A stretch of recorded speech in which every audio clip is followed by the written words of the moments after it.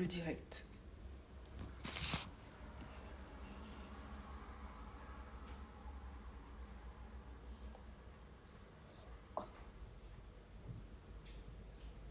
Super. Donc maintenant, j'attends que tu me fasses la demande. Donc bonsoir à toutes les personnes qui arrivent. Voilà, super. Lancez le direct. Cependant, je ne sais pas si... Bon, bonsoir à toutes les personnes qui sont sur YouTube. Bonsoir aux Instagrammeurs. Ah,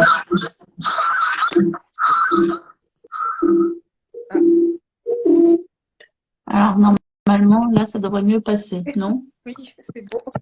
J'ai arrêté le son du côté de mon ordinateur. Est-ce que tu m'entends, Victoria? Oui, moi, je t'entends. Ok. J'espère que vous m'entendez Oui, aussi. en tout cas, sur mon téléphone, je t'entends très bien. Donc, bonsoir à toutes les personnes qui sont sur YouTube. J'ai quelques petits soucis de connexion. Pas de connexion au niveau de mon canal. J'espère que ça va quand même le faire. Et de connexion sur mon ordinateur sur Internet. Donc, on va faire avec. C'est la raison pour laquelle je n'ai pas mis le micro. Enfin, le micro, si j'ai mis le micro, mais je vais déconnecter la vidéo sur YouTube pour nous éviter des coupures. Donc ce soir, nous sommes avec Victoria pour aborder ce sujet autour du polyamour, du trouble et est-ce que l'homme de ma vie doit-il être le père biologique de mes enfants? Donc ça, c'est le sujet que m'a soumis Victoria. Et donc, nous allons commencer. Moi, je vais commencer avec cette question, hein, Victoria. Pourquoi tu as voulu qu'on aborde ce sujet? Je voulais aborder ce sujet d'une part parce que c'est un sujet dont on entend parler de plus en plus. Alors après, c'est une vision médiatique, hein, moi, que j'ai. Je constate notamment dans la presse féminine que beaucoup de sujets, d'articles portent sur ce sujet, avec beaucoup de témoignages d'une génération qui est plus jeune que moi, plutôt des gens de la vingtaine, qui re- redéfinissent le couple comme ça. C'est-à-dire plus dans une fidélité, mais avec voilà, soit des trios, soit un couple libre, et aussi faire le lien avec ce dont on a parfois commencé à parler avec toi dans des stages ou dans des conférences, des webinaires, mais on n'avait jamais le temps, et puis c'était pas forcément l'endroit d'ouvrir sur ce sujet et avoir ta vision, toi, en tant que thérapeute spécialiste du couple, de la sexualité, voir qu'est-ce que tu en pensais, pas forcément en citant des exemples de tes patients, mais en tout cas, voilà, ta vision à toi. Eh ben, en fait, tous mes patients que j'accompagne au niveau du couple sont tous dans des polyamours, libertinage, trouble et puis pas de trouble même. Multidimensionnalité de la relation de couple. Ça y est, allons-y, libérons-nous. Oui, bon, ok. Alors, c'est clair que depuis les années, ce qu'on appelle, nous sommes passés de la révolution sexuelle à l'ère de l'évolution sexuelle. Et je fais une différence entre la révolution et l'évolution. C'est-à-dire que cette évolution est plutôt en lien avec cette liberté, mais vraiment la liberté intérieure et non pas cette forme de liberté extérieure que les gens pensent avoir et qui se manifeste donc par une forme de libertinage relationnel.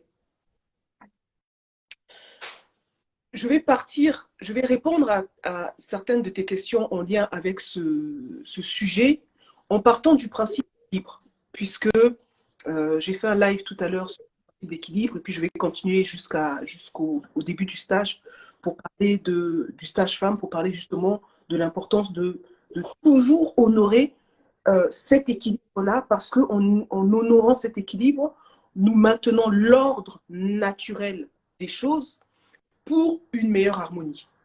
Donc, si on part de ce principe-là, ça signifie que oui, nous avons à revoir ce que nous pensons de la relation de couple.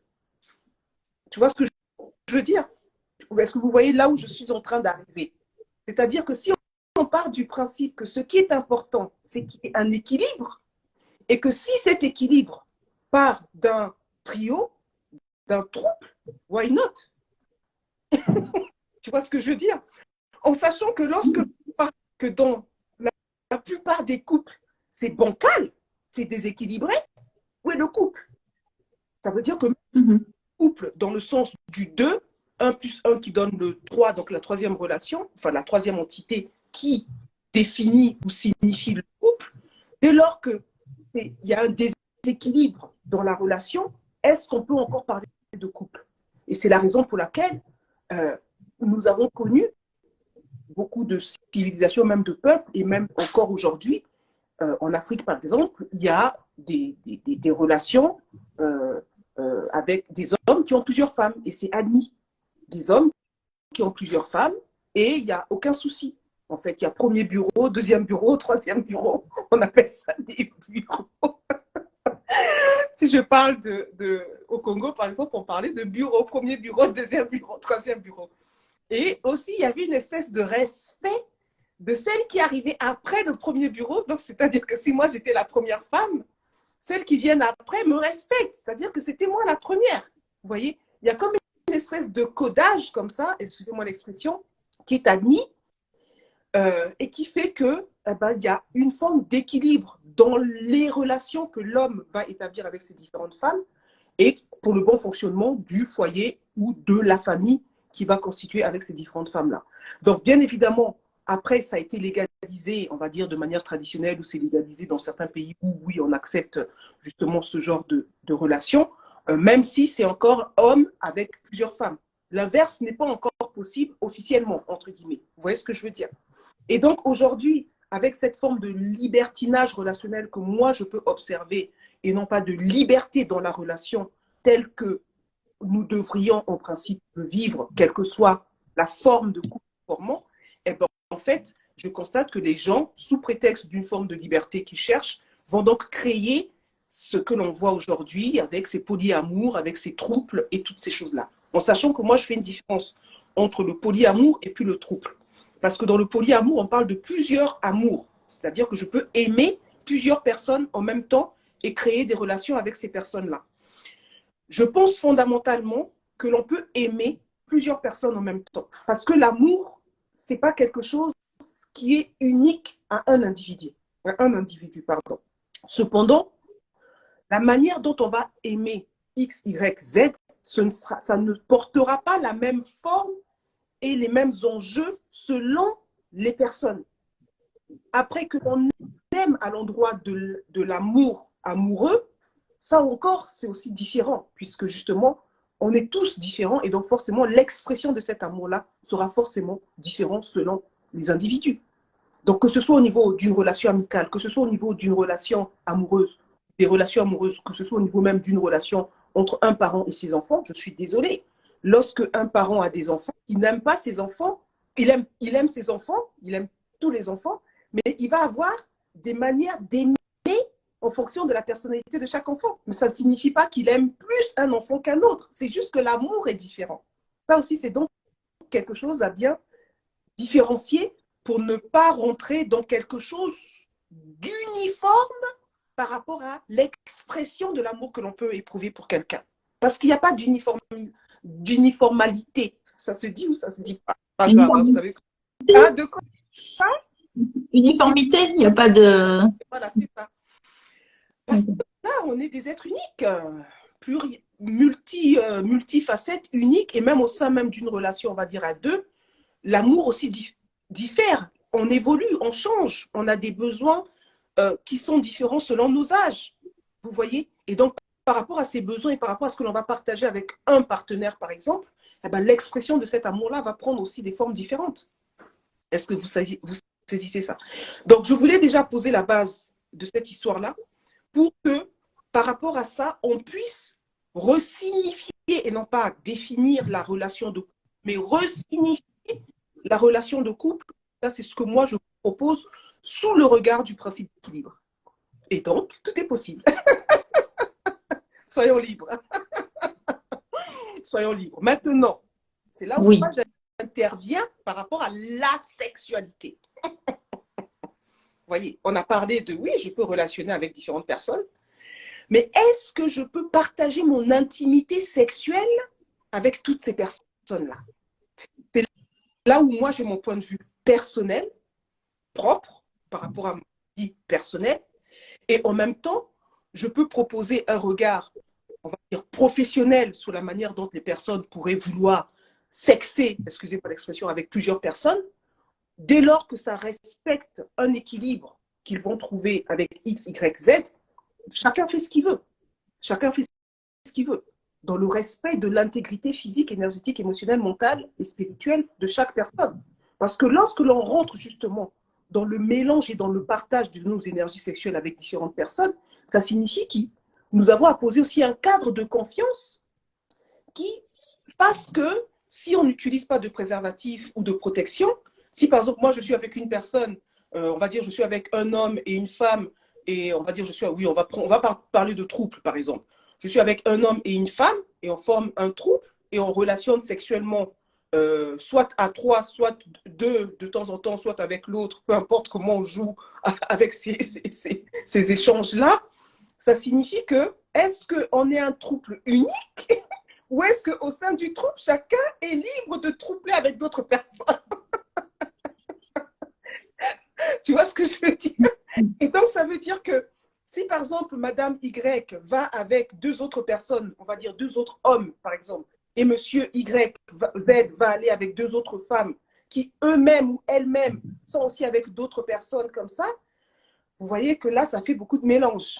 Est-ce que je suis sûre que la énième génération de ce que partagent Y et X sont propres dans leur manière de sexer avec d'autres personnes, qui va faire que moi, avec mon hypersensibilité de tout, je vais capter avant même qu'on me touche physiquement, je vais déjà commencer à avoir des mycoses partout. Je caricature et je grossis la chose pour que vous puissiez voir que lorsque l'on mélange nos énergies sexuelles, c'est pas rien. Pour moi, l'énergie sexuelle, c'est quelque chose de sacré qui crée et qui nous permet de générer beaucoup de choses. Et donc, ça demande, on va dire, une rigueur, une propreté,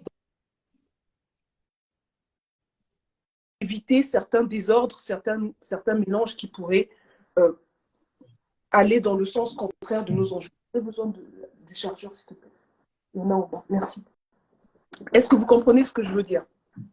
Là, j'ai plus beaucoup de batterie sur mon portable. J'espère que ça ne va pas couper. Si ça a coupé, vous nous excuserez. On t'attendra. Voilà. Et puis là, sur YouTube, ça a l'air de bien fonctionner. Donc, on va en profiter pour, si ça coupe, de pouvoir transférer la suite de ce programme sur YouTube. Alors, Victoria, j'ai dit peut-être beaucoup de choses. Est-ce que tu veux revenir ou tu as des questions à poser par rapport à ce que je viens déjà de poser en introduction? Et ce que j'ai trouvé intéressant, c'est de décorréler l'amour. Il y a différents types d'amour, donc décorréler amour et de la sexualité. Et après, ce qui m'interroge encore avec ce que tu viens de dire, c'est finalement, est-ce que ça signifie, et pour raccrocher avec la deuxième question du sujet de ce soir, est-ce que ça signifie que c'est naturel de ne pas trouver en une seule personne tout ce dont on peut avoir besoin? Ah, on ne t'entend plus.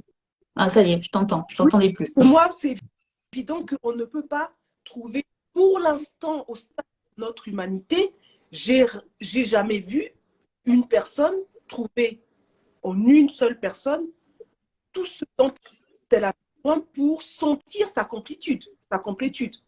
Je ne connais pas.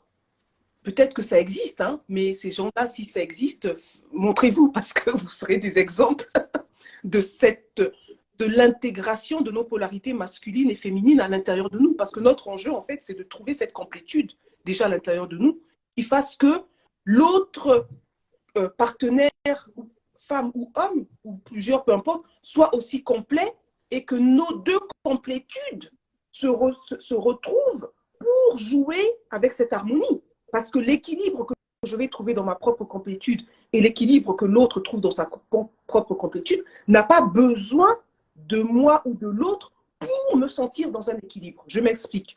J'ai écouté la dernière fois un monsieur qui s'appelle, j'ai du mal à, Bruce Lipton. Bon, bref, vous m'excuserez si j'ai écorché son prénom, que j'ai rencontré à travers son livre sur la biologie des croyances il y a plusieurs années à l'époque où je faisais ma formation de Rebirth. Et je l'écoutais qui partageait justement par rapport à justement tout ce système en lien avec l'épigénétique, ces choses-là. Si vous voulez découvrir ces travaux qui sont très intéressants d'un point de vue biologique et en lien avec la physique quantique, je vous recommande vraiment ces travaux parce que c'est bien structuré et puis il dit des choses très intéressantes. Je l'écoutais parler du tableau périodique des éléments. Et parmi ces tableaux, ce qu'il disait autour des tableaux périodiques, moi, je l'ai écouté sous le regard de la relation entre les personnes. Et il disait qu'il existe des gaz nobles et puis d'autres éléments que vous connaissez et que les gaz nobles, en fait, je crois qu'il y en a 6, je ne me souviens plus, hein. C'était il y a très longtemps, hein, à l'époque où j'étais à l'école. Et donc, en fait, ces gaz nobles-là, ce qu'il expliquait, c'est que ce sont des gaz qui sont déjà, je vais le dire à ma façon, qui sont déjà complets, qui sont déjà dans une forme d'unité et d'équilibre, contrairement aux autres éléments du tableau périodique qui, eux, ont besoin d'un autre élément pour trouver une complétude et un équilibre. Et je trouvais ça intéressant parce que dans la relation et dans les relations que nous avons avec les uns et les autres, en général, c'est deux personnes déséquilibrées qui se retrouvent et qui ont besoin de l'autre pour pouvoir trouver une complétude. C'est ça qui crée des relations de codépendance. Et en même temps, dans cette forme de codépendance-là, chacun y trouve son compte. Quelle que soit la perversité ou la manipulation, le déséquilibre émotionnel que chacun peut vivre au sein de cette relation codépendante-là. Les gens ne sont pas forcément heureux dans ces relations-là parce qu'il y a quelque chose qu'ils sentent où il leur manque quelque chose. En fait, ils sont en couple, mais ils se sentent seuls. Ça, je l'ai beaucoup rencontré. Je dirais que j'ai rencontré ça à 99,99% des cas. Et donc, moi, mon enjeu, c'est de les accompagner justement à trouver cette complétude à l'intérieur d'elles, parce que c'est ça qu'elles viennent chercher, pour ne plus attendre, inconsciemment ou consciemment, que l'autre les complète dans ce que l'autre ne pourra, parce que l'autre ne pourra jamais et jamais, jamais. Nous avons tous à faire le deuil. C'est un deuil que l'autre va nous apporter cette complétude. Ce n'est pas vrai. C'est impossible. Impossibilité mathématique, comme on dit. Ce n'est pas possible. Biologiquement, psychologiquement, spirituellement, ce n'est pas possible. Et en même temps, avec l'autre, nous pouvons nous sentir de temps en temps complètes ou complets. De temps en temps. Et en même temps, dans ce sentiment de complétude que l'on peut avoir avec l'autre dans des moments bien précis de la relation, c'est là où nous avons à utiliser la relation comme cadre pour aller guérir et unir nos polarités masculines et féminines à l'intérieur de nous pour retrouver cette complétude intérieure. Est-ce que vous voyez le schéma?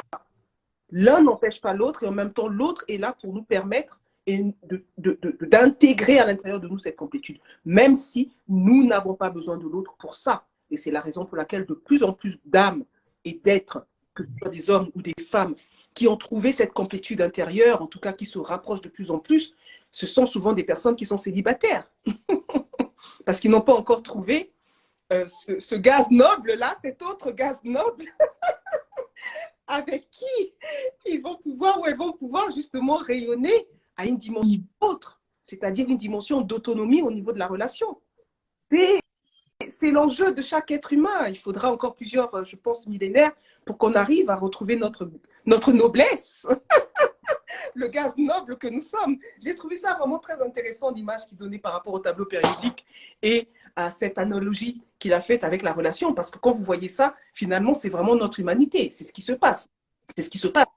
Et c'est là où, moi, j'ai pu remarquer, à travers certaines personnes que j'ai eu à accompagner à cet endroit-là, où le fait qu'elles se rendent compte de l'incomplétude dans laquelle elles étaient au sein de leur relation, alors qu'elles ne voulaient pas voir, entendre et toutes ces choses-là, donc elles étaient dans une forme de déni au sein de leur relation. Lorsque les yeux ont commencé à s'ouvrir, c'est-à-dire lorsque la conscience a commencé à voir, ça a été un effondrement. Parce que ça remet en question beaucoup de choses. Et en même temps, ça fait partie du chemin. Ce chemin de réconciliation, c'est là où ces personnes commencent à faire le chemin de retournement vers soi-même. Mais c'est particulier. Moi, j'ai beaucoup... Voilà, moi, je dis humilité. Hein. Humilité, je me souviens encore à une époque, il y a très, très longtemps, il y a Diane Bellego qui m'accompagnait dans un cadre de groupe personnel où constamment, elle me rassurait. Je me revois encore comment elle me rassurait sur cette complétude-là que j'étais en train de dans laquelle j'étais en train de m'approcher.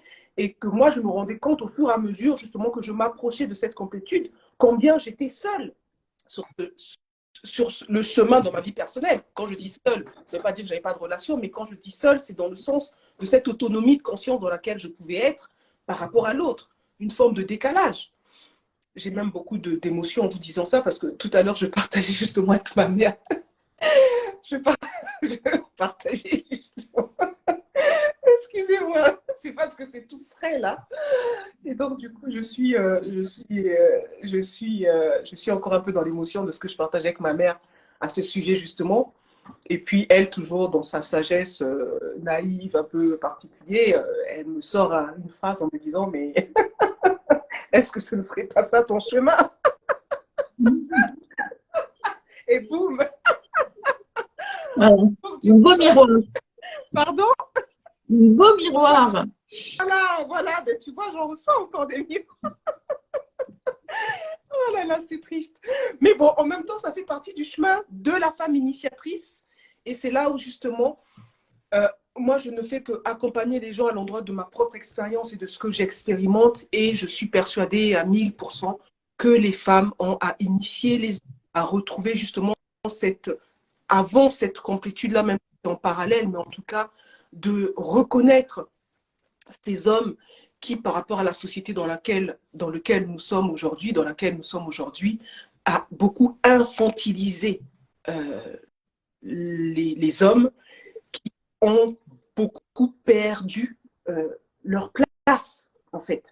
Certes, aussi, il y a beaucoup de choses en lien avec la femme, en lien avec le féminin, hein, bien sûr, ce féminin dévoreuse, là, comme je l'appelle, parce que la femme est en train de reprendre justement sa place en récupérant le masculin à l'intérieur d'elle, qui fait qu'elle trouve une autonomie financière et toutes ces choses-là. Et pour les hommes, ça a été trop rapide, mais ils deviennent... C'est comme si, en fait, cette forme de toute puissance du masculin à travers les hommes eh bien, a commencé à s'effondrer, et que là, en fait, les hommes sont démasqués dans leur petitesse. Quand je parle de petitesse, ce n'est pas un jugement, je veux dire dans leur petit garçon intérieur. Et que c'est beaucoup ça que, en tout cas, moi, je constate chez beaucoup d'hommes que j'ai pu accompagner, que j'accompagne, ou aussi des témoignages de certaines femmes, et aussi de ce que j'observe, comme ma mère m'a dit, mais tu sais, jusqu'à 70 ans, on les retrouve encore petits garçons. Oui, c'est sûr. C'est clair que oui. Et ben, ça montre aussi que ces femmes-là, ou que certaines femmes, n'ont pas joué leur rôle de femme initiatrice. Est-ce que vous saisissez ça? Et que ça fait partie de l'enjeu aujourd'hui pour nous, les femmes, d'accueillir ces petits garçons intérieurs à travers ces grands hommes pour justement les mettre au monde. Et c'est pour ça que quand on dit mettre au monde, c'est symbolique, hein, bien évidemment.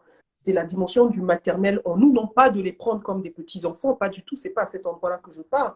On fera peut-être d'autres émissions pour bien préciser tout ce que je dis. Et puis le stage femme va être juste l'opportunité de bien regarder toutes ces choses-là.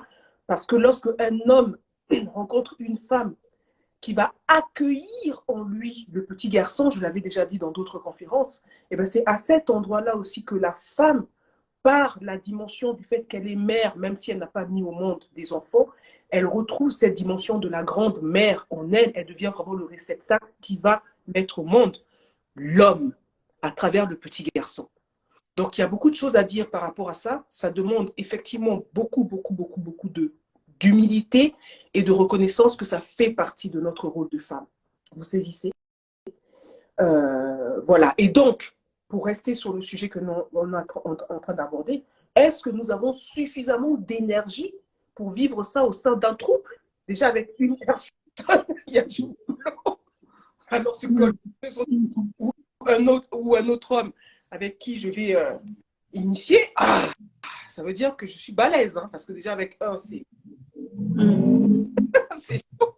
Alors deux, vous comprenez? Maintenant, chacun, comme je l'ai dit, hein, l'enjeu, c'est vraiment que chacun trouve un équilibre qui respecte son intégrité et puis ses enjeux, hein, parce qu'il faut aussi définir et bien signifier quels sont nos enjeux. Est-ce que dans mon enjeu de vie de couple, j'ai à faire plusieurs couples avec différentes personnes? Moi, mon enjeu, oui, je dirais que oui, puisque je fais différents couples, surtout au niveau professionnel. Je l'ai toujours dit, j'ai des couples au niveau professionnel. J'ai même eu un trouble. J'ai même fait un trouble il y a encore quelques temps. Là, on a fini. On a bien fini d'ailleurs. C'était très intéressant parce que c'était un trouble.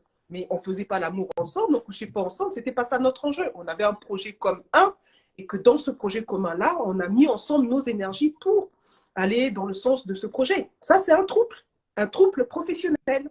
Et aujourd'hui, je forme d'autres troupes professionnels avec des hommes et puis des femmes, et on est là pour un seul projet. Et c'est ça, c'est là où peut-être on peut redéfinir le couple. Est-ce qu'un couple, ou troupe, ou quadruple, ou quintuple, ou tout ce que vous voulez, ce n'est pas plusieurs personnes qui se recoupent pour créer quelque chose d'unique, comme un homme et une femme qui vont concevoir un enfant. L'enfant, il est unique, vous voyez? Ou un couple, un homme et une femme vont, avec leur enfant ou des enfants, créer quelque chose d'unique, c'est-à-dire la famille. Voilà, donc on est constamment dans ce que nous créons, dans ce que nous faisons avec les autres, quelle que soit la forme de couple que ça, il y a toujours une aspiration à vouloir créer quelque chose d'unique. Entreprise, ou ceci, ou projet, ce que vous voulez. Donc, peu importe le nombre, c'est la construction, enfin, c'est l'objectif de la construction qui importe. Et peu importe le plan aussi. Oui. Parce que là, tu élargis aux professionnels. Et donc là, on est dans l'énergie sexuelle, mais on n'est pas dans la sexualité. C'est ça aussi le message à retenir. Exactement, exactement. De toute façon, l'énergie sexuelle est toujours au cœur de tout ce que nous faisons, en sachant que l'énergie sexuelle, c'est l'énergie de vie, c'est l'énergie créatrice, on est d'accord? Et donc, naturellement, tout ce que nous le faisons avec cette énergie créatrice-là.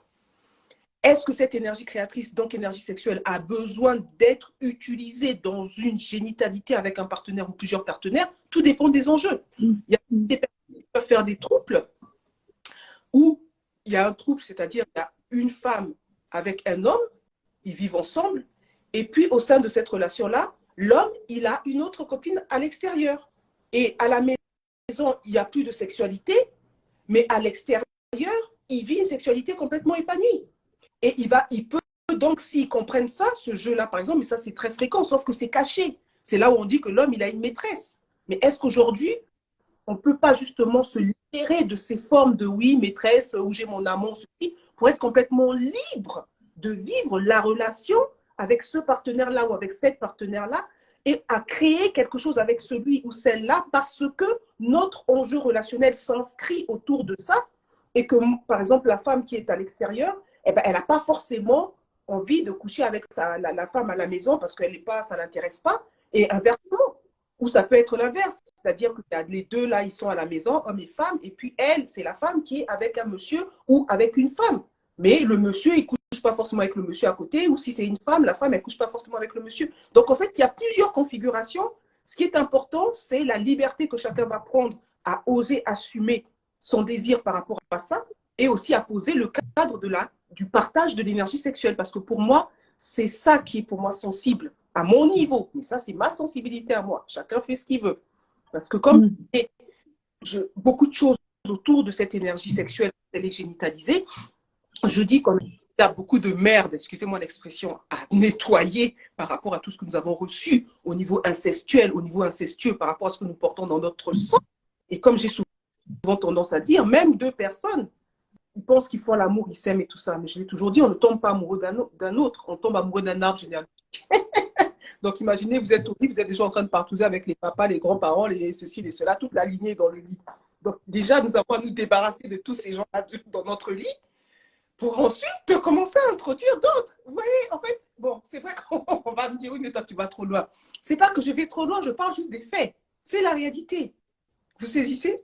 Moi, bon, je ne vais pas vous parler de mon expérience par rapport à ces choses-là que j'ai pu voir, mais je peux vous dire que c'est pour ça que le bien finir est important. Moi, j'ai eu, bon, je vais vous partager ça, deux ou trois expériences comme ça avec des personnes qui étaient dans d'autres relations et puis qui n'avaient pas encore terminé correctement leur relation. Et puis quand on était dans cet espace d'intimité, ben, je percevais encore les énergies des autres ou de l'autre. Et ce n'était pas agréable du tout. Pas agréable. Je vous assure, c'est pas agréable. Vous êtes là avec la personne avec qui vous avez envie de partager une intimité et puis vous sentez le parfum de l'autre qui est là. C'est pour ça que c'est important de se purifier, de bien finir, de bien terminer certaines relations pour que vous puissiez vraiment utiliser vos deux énergies que pour vous et en lien avec votre enjeu relationnel. Tu saisis ça? C'est ça les dangers, juste. C'est là où on se contamine énergétiquement et par rapport à la sexualité. Et ces contaminations, souvent, entraînent donc des des blocages dans notre vie professionnelle, dans d'autres choses. Il y a beaucoup de choses à dire. On fera un sujet spécialement sur l'énergie sexuelle et ses contaminations qu'il y a lorsque on ne pose pas un cadre rigoureux dans le partage avec l'autre. Il y a aussi des moyens aussi. Hein. Moi, j'accompagne des personnes comme ça à savoir comment protéger l'espace relationnel à deux que l'on partage au niveau intimité pour que lorsque l'autre part avec un autre partenaire, il ne ramène pas ce qu'il fait avec l'autre partenaire au sein de la relation qu'il propose. Mais ça, il faut être très bien structuré et il y a des choses à faire d'abord sur le plan invisible pour vraiment fermer les portes qui fassent que quand je couche avec cette personne-là, eh ben, je ne ramène pas toutes ces choses à la maison, enfin ailleurs, quoi. Mais ça existe, c'est possible, c'est tout à fait faisable. Je vois que ce sujet a l'air d'intéresser des personnes sur Insta parce que je vois qu'il y a d'autres, il y a un peu plus de personnes qui sont connectées. Donc, merci d'être là. Hein. Si vous voulez, si ça coupe parce que j'ai beaucoup de batterie, rejoignez-nous sur YouTube. Et puis, si vous avez des questions, hein, allez-y, posez-nous les questions, on va y répondre. Alors, Victoria, on continue. Sur cette histoire de parentalité aussi, donc là tu nous expliques les choses, mais est-ce que ça signifie que on peut être parent et puis peu importe que ce soit le père ou la mère qui reste avec l'enfant, mais est-ce que ça veut dire qu'on peut complètement déconnecter la parentalité? C'est-à-dire qu'il y a le géniteur et puis il y a celui qui va être le parent. Moi, je pense à des cas de générations précédentes où c'est arrivé que, bah voilà, il y ait des morts à la guerre ou peu importe, et que les femmes se remariaient. Je parle de ça parce que c'est le cas dans ma famille. Et voilà, est-ce que ça peut complètement être déconnecté involontairement ou volontairement? Oui, bien sûr. Alors, excusez-moi, je vais essayer de me charger. J'ai mon truc, mon adaptateur qui est resté en bas, s'il te plaît. Ouais, merci. Excusez-moi, comme j'ai... en fait, c'est mon adaptateur de... Là, je crois que j'étais inversée. Alors, ouais, j'étais inversée, mais bon, je vais me... Là, parce que si ça coupe pour les personnes qui sont sur Instagram, rejoignez-nous sur ma chaîne YouTube, comme je l'ai déjà dit. Donc, en fait, à travers ce que tu dis, je ne sais pas si j'ai bien entendu, j'ai bien compris ce que tu peux me dire, mais moi, ce que j'entends déjà, c'est que nous avons à faire la différence entre la fonction et puis, donc la fonction qui est une dimension symbolique, c'est-à-dire que je donnais aussi, donc tout à l'heure lorsque je parlais de Sarah qui est la première mère alors qu'elle n'était pas génitrice. Donc on peut avoir, par exemple, je donne un exemple, ce sera beaucoup plus simple, une femme qui va avoir un enfant avec un monsieur, donc c'était le géniteur, ok, et puis ils se sont séparés pour des raisons où ça n'a pas marché, et cette femme va rencontrer un autre homme, et cet homme va jouer le rôle symbolique, donc la fonction du père. Mais en fait, qui est le véritable père dans cette relation-là? Est-ce que c'est le géniteur ou celui qui a apporté toute la fonction à l'enfant? Ben, c'est celui qui a apporté la fonction. Parce que la dimension symbolique est plus importante que la biologie. Et aujourd'hui, avec les travaux de l'épigénétique, avec tout ce que la biologie, la science est en train de démontrer, on sait très bien que ce ne sont pas nos gènes qui définissent notre réalité biologique. Si je le dis à ma façon, hein, je ne suis pas experte là-dedans. Comme par exemple, une personne, on va dire qu'avant, on pensait que c'était nos gènes c'était toutes les maladies que nous avions, c'était en fonction de la génétique. Or, on sait qu'il y a certaines pathologies, il y a très peu de pathologies, il y a peut-être 4 ou 5 pathologies qui sont vraiment en lien avec l'information de nos gènes. Et puis tout le reste, c'est en fonction de la manière dont la membrane de la cellule va recevoir les informations extérieures. C'est pas grave, je ne vais pas trouver. Va recevoir les informations extérieures. C'est complètement ça, en fait. Non, c'est bon. C'est en fonction de l'environnement. Donc, c'est-à-dire que c'est l'environnement qui définit ce que nous serons et non pas l'héritage génétique que nous avons reçu. Et donc, ça montre et ça confirme que la dimension symbolique, donc la fonction, est beaucoup plus importante et essentielle que la génétique, c'est-à-dire le géniteur. Vous comprenez ça? Et c'est ça qui est merveilleux, justement, et ça permet aussi de repositionner certaines choses en lien avec la parentalité, en lien avec les parents qui se séparent, qui divorcent, et ainsi de suite, et puis que c'est une autre personne qui va venir et les soins, l'éducation aux enfants alors qu'elle n'est pas la génitrice. Mais non, elle sera peut-être pas la génitrice, mais elle peut être la mère. Elle va être la mère parce c'est elle qui va aller coucher l'enfant le soir, c'est elle qui va changer les couches, qui va l'apporter toute la nourriture émotionnelle, psychologique, spirituelle dont l'enfant aura besoin pour son évolution. Vous saisissez? Et ça, c'est vraiment important de le reconnaître. Donc, pour résumer, c'est la symbolique, la dimension symbolique qui est beaucoup plus importante que la dimension biologique. Mais est-ce que ça signifie quand même que le géniteur a une place dans ce cas-là? Mais si le géniteur veut prendre sa place, oui, le géniteur ou la génitrice, mais si elle prend sa place, c'est intéressant ta question, parce que si le géniteur prend sa place, ça signifie qu'il prend sa place par rapport à sa fonction. Donc, c'est là où il y aura à redéfinir les places que vont occuper. Par exemple, si c'est une femme qui est génitrice et puis c'est le papa qui va élever avec sa nouvelle compagne l'enfant, eh ben, l'enfant, il sera peut-être quotidiennement avec la femme du monsieur, du nouveau monsieur. Mais si la mère, la génitrice, elle dit, mais moi, je veux aussi jouer le rôle de la mère, eh ben, c'est là où, pour moi, en fonction du cadre qui est défini, je dis, la mère, elle a plus de droits que va arriver après, puisque c'est elle qui a porté cet enfant et puis elle le reconnaît. Donc, d'un point de vue de la loi, elle a plus de droits, surtout si, et là je parle bien, si elle prend son rôle, hein, si elle prend son rôle dans sa fonction. Vous saisissez? Mais si la génitrice, elle part, elle dit non, mais moi, je n'ai pas les moyens de l'éduquer, eh bien oui, à ce moment-là, c'est celle qui va apporter les moyens qui va apporter les moyens, qui va avoir le rôle de la fonction, enfin, qui va avoir la fonction plus que la personne, quoi. Est-ce que c'est clair? C'est pareil, un homme. Si c'est l'homme qui choisit de rester. Donc, vraiment de différencier hein, les fonctions et puis, cette dimension biologique, et puis à l'intérieur des fonctions, de faire aussi la différence entre les rôles que l'homme ou la femme vont avoir. Par exemple, aujourd'hui, il y a des hommes qui vont changer, qui vont avoir des rôles qu'ils n'avaient pas avant. Mais la fonction, elle restera toujours une fonction. On peut presque dire que la fonction se pratique là où les rôles sont multiples. On peut avoir différents rôles. Et même au sein d'un couple ou d'un troupe ou de tout ce que vous voulez, on peut avoir différents rôles. C'est qui est derrière, c'est qui est devant. Bref, je dis ça pour rigoler, mais même au sein d'un couple, au niveau de la manière dont les personnes vivent leur sexualité, il y a des hommes qui ont une forme de sexualité homosexuelle et qui demandent à leur compagne justement d'avoir des gadgets pour jouer ce rôle plutôt d'ensemencement, d'ensemenceur ou de quoi que ce soit, parce que c'est comme ça qu'il a du plaisir. Mais est-ce que ça, c'est dit dans la rue? Quand il sort, il a son costard, cravate, bien truc, et puis c'est lui l'homme. Mais quand il sort au lit, il est plutôt dans une posture un peu plus passive, soumise, parce que c'est comme ça qu'il s'éclate. Et ça reste dans l'intimité de la relation, dans l'intimité du couple, de la chambre à coucher. C'est pour ça que j'avais proposé aussi une formation à plusieurs années de ça, que j'avais appelé les mystères de la chambre à coucher, l'art du mystère de la chambre à coucher. Tout ce qui se passe dans une chambre, ça reste secret. C'est de l'ordre du secret. Et donc, dans ce secret-là et dans ce cachet, et donc dans ce sacré, quels sont les autres regards, les autres personnes qui vont avoir le droit de participer à ce sacré, ce secret?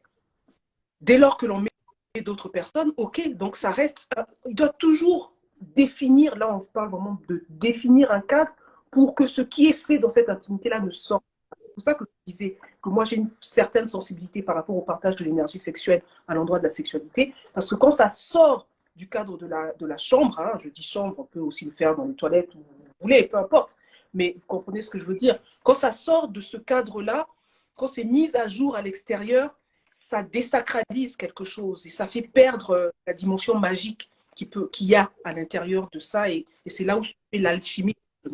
Là, on rentre plus dans tout ce qui est la magie sexuelle, l'âme agit sexuelle. Vous comprenez ça? Et donc, je ne dis pas qu'on ne peut pas faire l'âme agit sexuelle avec d'autres personnes. Hein. Je n'ai pas dit ça. Hein. Oui, c'est possible, l'âme qui agit. On peut être plusieurs âmes à agir, bien évidemment, et donc à partager des énergies sexuelles. D'ailleurs, ça se faisait aussi dans certains temples tantriques à l'époque, où on mélangeait, il y avait plusieurs, voilà, c'est bien connu. Mais c'était toujours cadré, vous voyez. Donc, sans cadre, on fait n'importe quoi et on laisse des portes ouvertes à n'importe quoi. Mais là, dès lors que le cadre est bien défini, je vous assure, on peut faire beaucoup, beaucoup, beaucoup de choses. Bon, alors moi, je fais une parenthèse. Je vois qu'il y a des mineurs. J'ai ma nièce qui s'est connectée, qui est mineure, donc qu'elle ne s'affole pas. Hein, voilà, mais je préfère te prévenir. Mineur, quel âge? Ah ben, presque 16, mais quand même. Hein. Ok, donc presque 16, ça signifie elle est déjà en âge de parler d'énergie sexuelle à l'endroit où elle est pubère. J'imagine qu'elle a ses lunes et qu'au contraire, là, je vais poser une vibration un petit peu différente pour que justement on puisse entendre à cet âge-là des choses qui sont essentielles. Vous savez que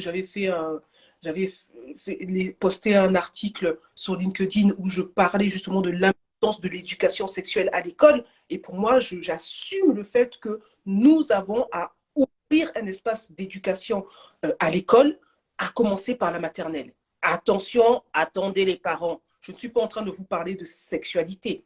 Je suis en train de vous parler d'éducation, c'est-à-dire d'apprendre aux enfants à ce qu'est leur corps. Et qu'en fonction des âges, bien évidemment, il y a un apprentissage, il y a des choses à proposer aux enfants qui vont être différents. Moi, par exemple, quand j'étais dans mon pays, on apprenait la reproduction en sixième. C'est en sixième que j'ai découvert ce que les lunes, les règles, comment calculer un cycle et toutes ces choses-là. Et puis, au fur et à mesure que l'on avançait dans les classes en biologie, on rentrait de plus en plus en profondeur, justement, dans tout ce qui concerne la biologie humaine. Et aussi, c'était important pour comprendre que à partir d'un certain âge ou avant un certain âge, il est recommandé de ne pas avoir de relations sexuelles parce que le corps de l'enfant n'est pas encore, quand je dis le corps de l'enfant, le corps de l'adolescent n'est pas encore totalement complet et que en ayant certaines relations sexuelles, ça peut ouvrir aussi voilà, ça peut entraîner certaines choses. Mais ça, il faut que les gens aient conscience de ça. Au niveau énergétique aussi. Donc, quand on parle de corps physique, donc forcément, il y a le corps énergétique, il y a toutes ces choses-là à comprendre. C'est en ça que je parlais d'éducation sexuelle. Et ça éviterait aussi à beaucoup de jeunes femmes, de jeunes filles surtout, d'éviter certaines grossesses non désirées. Mais si on n'éduque pas les enfants par rapport à ça, eh ben, ils vont aller regarder des films porno pour avoir une éducation. Et on le sait bien que c'est à ces âges-là, au niveau de l'adolescence, que les enfants sont curieux d'aller regarder parce qu'ils ne comprennent pas toute cette montée de sève qu'il y a pendant cette période d'adolescence. Et comme ce n'est pas canalisé, qu'on ne les apprend pas justement à canaliser ça, et ben, du coup, ils vont regarder des films porno pour essayer de comprendre ce qui se passe dans leur biologie. Voilà. Et qu'aujourd'hui, beaucoup de personnes, et je pense même que les réseaux sociaux n'aident pas, aujourd'hui, beaucoup de personnes, de jeunes adolescents, créent une forme d'identité par rapport à tous les réseaux sociaux, à tout ce qu'ils ont comme followers, ou ceci ou cela, et que leur identité devient une identité virtuelle. Mais ils ne savent même pas qui ils sont réellement, puisqu'ils sont en fonction du regard virtuel, du nombre de likes ou du nombre d'amis qu'ils ont sur les réseaux sociaux. Et je pense que d'ici une dizaine d'années, on va retrouver dans le cadre thérapeutique des nouvelles névroses. On va même peut-être pas appeler ça névrose, la cybernévrotique, peut-être, je ne sais pas. Il faudrait trouver un nom pour signifier justement les types de pathologies psychologiques que l'on va retrouver par rapport à ce manque d'identité qui est en train de se créer avec toutes les choses que nous connaissons autour des réseaux sociaux. Les gens, ils ne savent plus qui ils sont. Saisissez ça. Et donc, forcément, ça a un impact aussi dans les relations. Et c'est pour ça qu'il y a cette forme de dérive ou de libertinage relationnel dont je parlais tout à l'heure, et au nom de soi-disant liberté, libre ou quoi que ce soit. Donc, vraiment, c'est important de faire des nuances et de bien signifier les choses déjà à l'endroit des principes dans lesquels on parle. Et moi, j'ai ouvert ce partage, en tout cas à mon endroit, pour parler vraiment dès lors que l'on trouve un équilibre dans tout ce que nous sommes en train de créer. Allez-y, soyons multidimensionnels, fractal, relationnel, avec qui vous voulez. Il n'y a aucun souci, au contraire. Ça peut être un fantasme d'ailleurs, pour ceux qui ont des difficultés à fantasmer. Imaginez que vous soyez dans le cosmos avec l'humanité tout entière, un petit peu comme comment il s'appelle, le parfum, vous savez, quand il ouvre son parfum, là, le film que vous avez peut-être pas vu, mais je vous recommande de le voir. J'adore cette scène. C'est un film quand même particulier, mais j'adore la scène où il est là, sur cette place publique, et puis waouh, c'est extraordinaire. J'adore. Voilà un petit peu ce que moi je peux dire sur la relation multiple. C'est le parfum. Je ne sais pas comment il a appelé ce parfum-là, mais on pourrait dire que c'est le parfum de l'amour. Vous voyez, tout le monde ils sont là, waouh, c'est génial, il n'y a plus de frontières. C'est ça l'amour, en fait, il n'y a plus de frontières. Et ils sont là en train de sexer, de faire plein de choses et ainsi de suite. Et puis à la fin, lorsque l'odeur est partie, ils se regardent, mais purée, qu'est-ce qui s'est passé? Un petit peu aussi souvent ce qui se passe dans la chambre à coucher. Vous rencontrez quelqu'un un soir, vous dites, mais voilà, ça, vous êtes bien éclaté, peut-être que vous étiez bourré ou je ne sais pas quoi. Puis le lendemain, vous vous dites, mais voilà, qu'est-ce que je fais là? Ou peut-être 20 ans après ou 15 ans après, vous êtes avec un homme ou une femme et vous vous dites, mais purée, mais qu'est-ce que j'ai fait pendant 15 ans? On était aveuglés par notre dépendance affective ou par d'autres choses ou par, bref, ce manquement que l'on avait à l'intérieur de soi et qu'on pensait qu'on allait pouvoir se compléter avec l'autre. Et en même temps, il faut reconnaître que si on est resté 10 ans, 15 ans ou 20 ans, c'est que quelque part, on avait trouvé cette complétude. Certes, peut-être illusoire, mais on est quand même resté. Mm. Ah, Victoria. Moi, je pense, hein, pour résumer, que soyons libres de co-créer aujourd'hui des nouvelles relations. C'est ce que nous propose l'ère du Verseau. Et sachez aussi que le Verseau, d'ailleurs, c'est le signe, dans les 12 signes du zodiaque, le Verseau, c'est l'un des signes, voire le seul signe qui est androgyne. C'est très intéressant. Donc, il a le masculin et le féminin à l'intérieur de lui. Il est bisexuel, si vous voulez. Bon, c'est moi qui dis ça. Je ne sais pas, les astrologues, peut-être qu'ils vont pouvoir me dire, non, non, non, c'est que tu te trompes, tous les signes sont bisexuels. Tous les signes sont polarisés, masculin, féminin, mais le Verseau, il est libre de sa sexualité. Homme, femme, s'en fout. Vous voyez? Donc, en fait, bon, c'était une petite parenthèse comme ça, mais c'était juste pour vous dire que nous sommes en train de co-créer une nouvelle manière de relationner avec les uns et les autres. Et que si nous avons connu l'ère où on se cachait parce qu'on avait une maîtresse à côté ou parce qu'on avait un amant à côté, et que du coup, on avait honte parce que la société nous interdit de vivre ce genre de relation, en fait, aujourd'hui, levons le voile de tout ça. C'est fini, c'est boîte de péremption terminée. C'est bon, soyons libres de dire, ben oui, moi je suis en couple, et puis j'ai mon amant. Avec ce couple-là, voilà ce que j'ai créé, et avec mon amant ou ma maîtresse, voilà ce que je vis, et c'est aussi important pour moi parce que ça me permet de trouver un équilibre. Vous voyez ce que je veux dire? Et que je pense que de plus en plus de femmes ou d'hommes qui vont oser être libres de l'assumer, mais ça va libérer beaucoup de choses. Tu vois ce que je veux dire? Eh oui, ça va libérer. Et en même temps, ce que je suis en train de dire, dans un cadre. Tout à fait. Sens bien le cadre. Mon cadre à la maison, c'est ça, et puis au dehors, c'est ça. Vous comprenez? Je ne sais pas. Enfin, je ne sais pas ce que tu... Enfin, si les personnes qui sont, mais que vous êtes belle. Mais oui, Stéphanie, on t'attendait pour faire notre trouble. Oh, Stéphanie, elle nous a lâché. Elle dit, non, ce soir, j'ai pas envie d'être trouble avec vous. Soyez juste... Ah, c'est mieux se retrouver au stage très bientôt, la semaine prochaine. Oui, oui, la semaine prochaine, on sera un trouble. On sera des troupes multifractales, multidimensionnelles avec d'autres femmes. Waouh, ça va être génial. Ça va être le parfum. Ça promet. Le parfum de l'essence divine. Eh oui, de l'essence divine. Des ionis parfumés partout. Voilà, donc voilà, ce que je suis en train de dire, c'est ça. Je ne sais pas pour les personnes qui sont de l'autre côté, si vous avez des points de vue, des opinions, des partages et ainsi de suite. J'aurais bien aimé, nous aurions bien aimé que vous nous les partagiez voilà, nous dire, vous pourrez laisser toujours en commentaire après qu'est-ce que vous en pensez de ce polyamour, du trouble et puis de la question sur la parentalité. Parce qu'effectivement, vos partages et vos commentaires enrichiront justement tout ce que nous pouvons partager, nous, avec notre propre référentiel, peut-être un peu limité, mais je pense quand même, au sein de cette limite, il y a une forme de possibilité infinie, quoi. Qu'est-ce que tu en penses de justement d'oser libérer nos fausses croyances que le couple, ça doit être enfermé entre quatre murs? Moi, naturellement, je serais plutôt pour parce que je me dis que de toute façon, c'est hyper commun. Là, tu parlais des bureaux en Afrique, mais voilà, il n'y a pas besoin d'aller très très loin.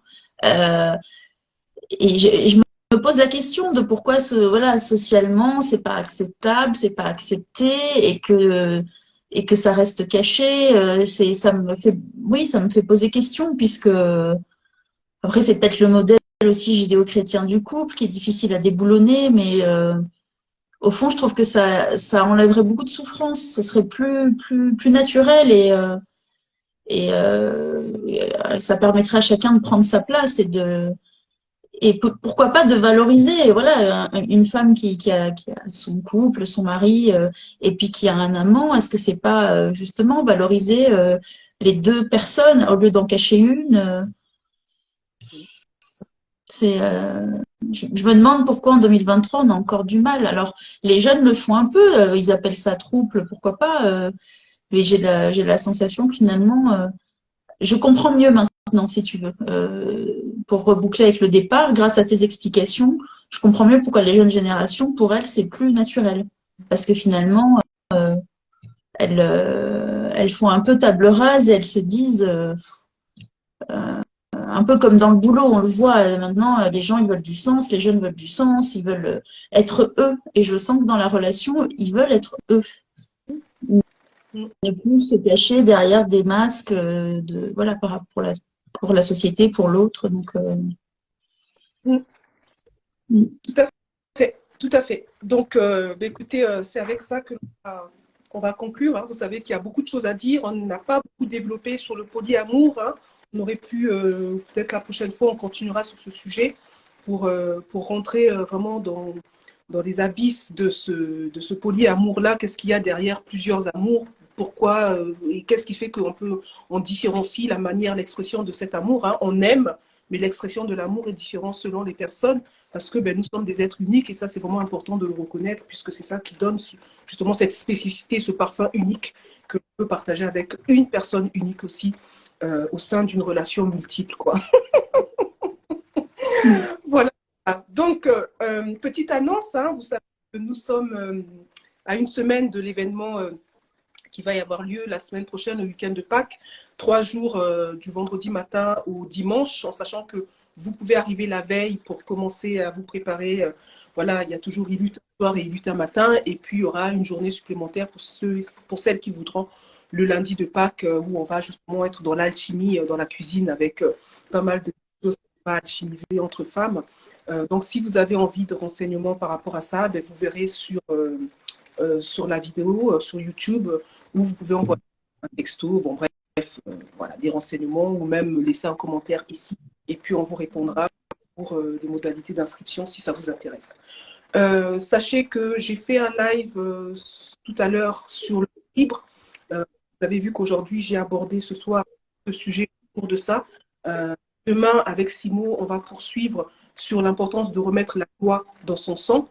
Et puis, il y aura d'autres sujets autour de ce principe d'équilibre-là, parce qu'il y a beaucoup de choses que les élèves qui accompagnent sont en train d'intégrer par rapport à ça. Et je trouve ça vraiment génial, parce que ça fait bouger beaucoup de choses en lien